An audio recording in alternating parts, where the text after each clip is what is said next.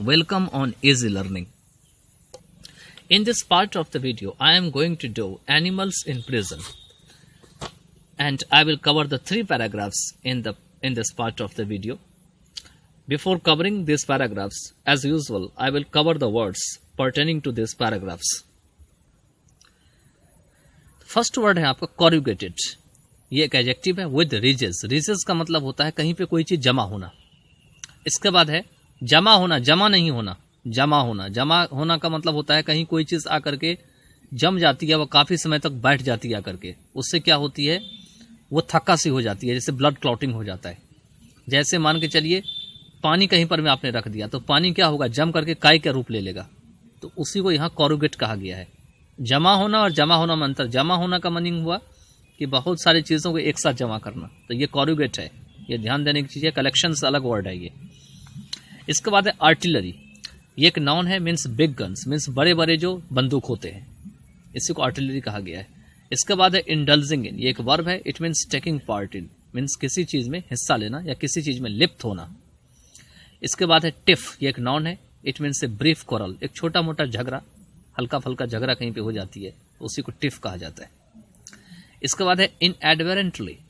Adverb means accidentally, means बिना हेर फेर के, अचानक से, एक्सीडेंटली. इसके बाद है एक्सटर्मिनेट. ये एक वर्ब है. It means destroy, eliminate, means बर्बाद करना, नष्ट करना, खत्म करना. इसके बाद है डिजिस्टेड. ये एक वर्ब है. It means stop it, give up, मतलब रोक देना, बिल्कुल त्याग कर देना. तो इसके बाद कहते हैं कि पहले जो हम बताए थे कि कैसे बारिश होती थी और इनके छत सीलिंग से भी पानी गिर जाया करते थे और विंडो से भी पानी इनके सेल में आ जाया करते थे. अब उसके बाद कह रहे हैं कि ऑटम अगेन वॉज प्लेजेंट. फिर भी ऑटम कहते हैं फिर से बहुत ही सुहावना था, बहुत ही आनंददायक था. And so was the winter. और ऐसा ही विंटर भी था. एक्सेप्ट व्हेन इट रेन्ड, मतलब विंटर में केवल बारिश को छोड़ करके, जब बारिश नहीं होती थी तब ये ऐसा था. एक्सेप्ट मतलब को छोड़कर, ये एक प्रीपोजिशन है.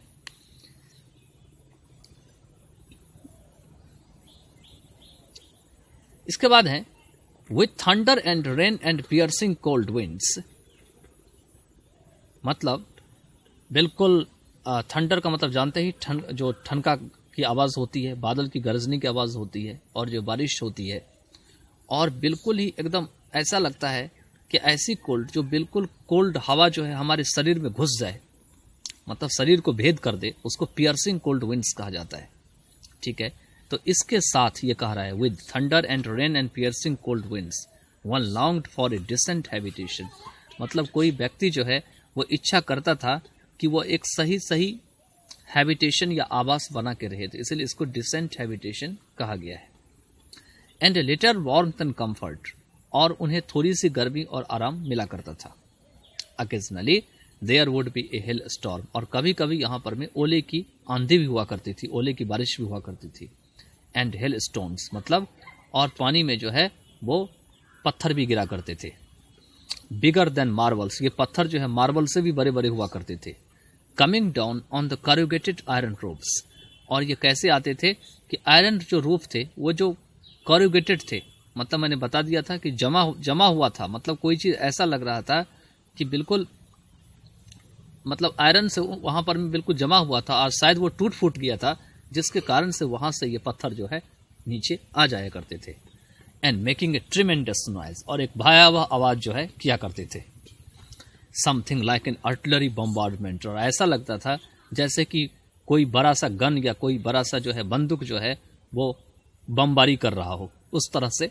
मतलब बम्बार्डमेंट मीन्स होता है बमबारी करना.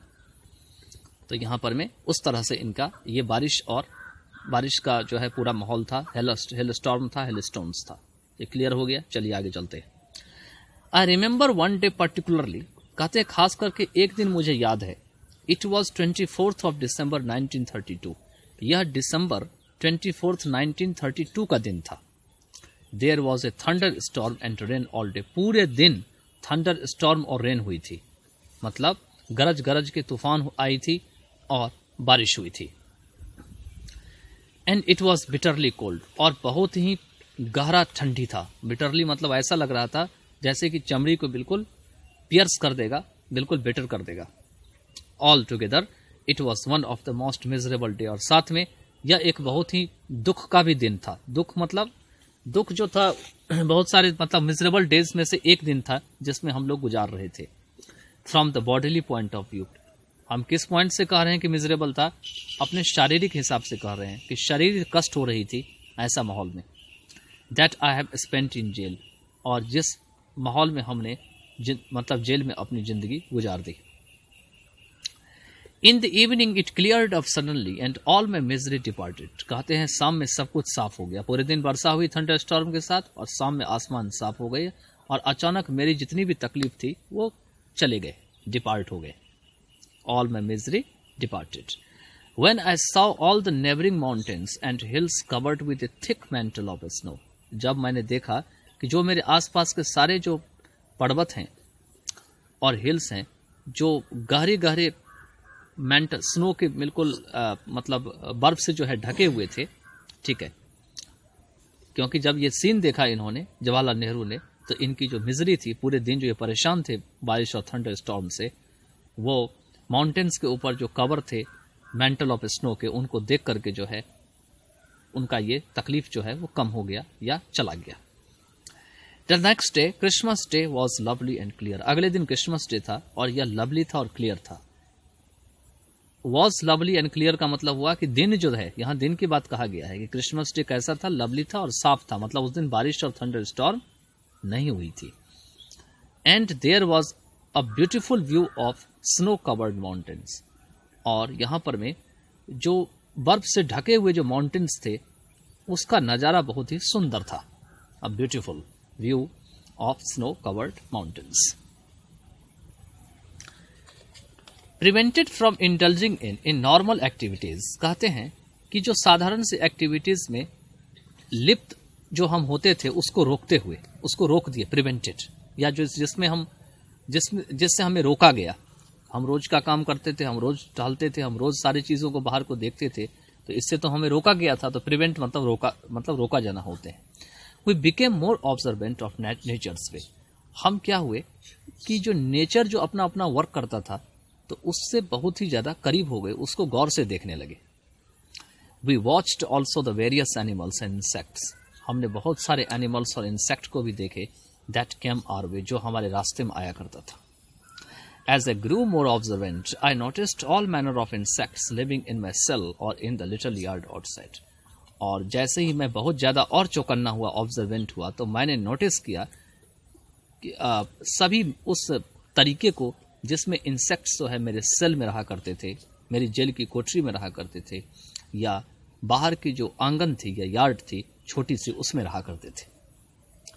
I realized that while I complained of loneliness, कहते हैं मैंने महसूस किया कि जब कभी भी मैं अकेलापन की शिकायत करता था, कंप्लेंट ऑफ लोनलीनेस मीन्स अकेलापन, that yard which seemed empty and deserted, वो आंगन जो कि कभी खाली और सुनसान मालूम पड़ता था, वॉज टीमिंग विद लाइफ, अब उसमें जो है जिंदगी भरी पड़ी है, अब उसमें जिंदगी भरी है, मतलब बिल्कुल भर गई है। टीमिंग विद लाइफ का मतलब सारे जितने भी छोटे छोटे जीव हैं वो आकर के वहां पे रहना शुरू करती है। ऑल दिस क्रीपिंग और क्रॉलिंग और flying insects lived their life without interfering with me in any way, कहते हैं जितने भी रेंगने वाले हैं या चलने वाले हैं, क्रॉलिंग करने वाले हैं या उड़ने वाले इंसेक्ट हैं, इंसेक्ट मतलब कीड़े मकोड़े, वो यहाँ पे रहा करते थे, मतलब बिना, कैसे रहा करते थे, बिना किसी भी तरीके से मुझे हस्तक्षेप करते हुए, इंटरफेयर करते हुए, मतलब मुझे कुछ नहीं करते थे, वो अपनी जिंदगी अपने तरीके से वहां जिया करते थे। And I saw no reason why I should interfere with them, और मुझे भी कोई रीजन नहीं दिखाई दिया कि मैं भी भला क्यों उन सबको जो है इंटरफेयर करूं, हस्तक्षेप करूं। But there was continuous war between me and bed bugs, mosquitoes and to some extent flies, लेकिन यहाँ पे एक लगातार युद्ध छिड़ गया मेरे बीच, बेड बग्स के बीच, मॉस्किटो के बीच और कुछ हद तक मक्खियों के बीच, मतलब इनको इन सबसे संघर्ष करना पड़ा। ये सारे जो है कीट के नाम है, फर्स्ट है बेड बग, सेकेंड है मॉस्किटोज, जानते हैं मच्छर होते हैं, और कुछ हद तक, टू सम एक्सटेंट मतलब कुछ हद तक जो फ्लाइज होते हैं, फ्लाइज जानते ही हैं, मक्खियाँ, इन सब से इनको जो है संघर्ष करना पड़ा। Wasp and hornets I tolerated, wasp और हॉर्नेट जो थे उससे तो मैं काफ़ी बर्दाश्त किया, I tolerated. And there were hundreds of them in my cell, और बहुत सारे ऐसे थे जिनकी संख्या 100 थी जो हमारे सेल में थे। There had been a little tiff between us, मतलब हम सब के बीच छोटा मोटा झगड़ा चलता रहता था। टिफ का मतलब झगड़ा।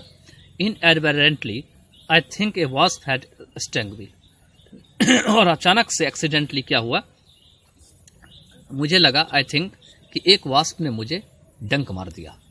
स्टंग में, स्टंग मतलब स्टिंग का सेकंड फॉर्म है, ये थर्ड फॉर्म है यहाँ पे, क्योंकि हैड प्लस V3 लगा हुआ है। तो स्टिंग, स्टंग, स्टंग होते हैं, स्टिंग मीन्स डंक मारना होते हैं, ठीक है। In my anger I try to exterminate the lot, मतलब मैं अपने गुस्से में काफ़ी ज़्यादा को बिल्कुल ख़त्म करने की कोशिश की कि सबको ख़त्म कर दें मार करके। But they put up a brave fight in defence of their temporary home, लेकिन वो जो बिल्कुल टेम्पररी होम में हमारे रह रहे थे, मतलब परमानेंट तो रह नहीं रहे थे हमारी जगह पर में, तो अपनी रक्षा में जो है, रक्षा में अपनी बचाव के लिए हमसे जो है बिल्कुल बहादुरी से लड़ा। They put up a brave fight in defence of their temporary home which probably content their eggs, जिसमें शायद जो है उनके अंडे भी थे। And I desisted and decided to leave them, और उसके बाद मुझे जो है नफरत हो गया, डिजिस्ट हो गया, या मैं पीछे हट गया और मैंने डिसाइड किया कि इसको छोड़ दिया जाए शांति में, in peace. If they did not interfere with me any मोर, अगर वे मुझे और ज़्यादा इंटरफेयर नहीं करते हैं तो। If they did not interfere with me any more. For over a year after, कहते हैं उसके बाद, एक साल के बाद, for over a year after, that I lived in the cell surrounded by this wasp and hornets, उसके बाद से मैं ऐसे सेल में रहने लगा जो सेल जो है इन सारे वास्प और हॉर्नेट से घिरे हुए थे। And they never attacked me and we respected each other, और मुझे, मेरे ऊपर कभी अटैक नहीं करते थे, आक्रमण नहीं करते थे, हमला नहीं करते थे, और हम एक दूसरे का रिस्पेक्ट किया करते थे।